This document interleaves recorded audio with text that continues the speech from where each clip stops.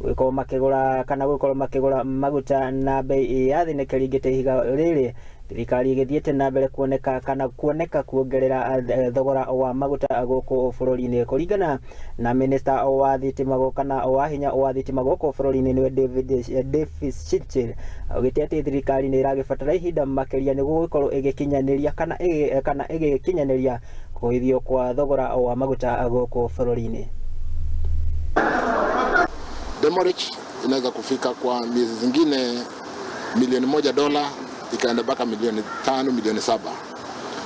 Ukifanya allocation unaona kwamba lita moja yaweza kwenda mpaka shilingi 1 kuongezeka kulingana na kuchelewa kwa mafuta kutolewa kwa meli. Na hiyo mafuta kuchelewa kutolewa kwa meli inahusikana na facilities ama tanki ile tuko nazo haitoshi. Sasa meli inafika, unajaribu kutoa yote, unabaki tanki zimejaa na mafuta yote haijatolewa. So meli inabidi meli ikae kidogo, na hiyo kukaa kidogo kwa regulations ya demurrage inabidi tulipe hiyo meli.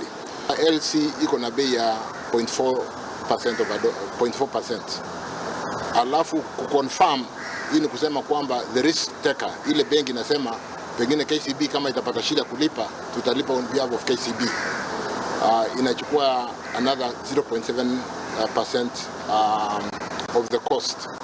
Sasa tunafikiri kwamba kwa sababu tumefanya kwa miezi 2 na tunaona vile pesa inakaa kwa account, they can see the security of their money, itabidi to renegotiate that 0.7%, pengine turudishe chini kiasi ama hata iletwe mpaka 0.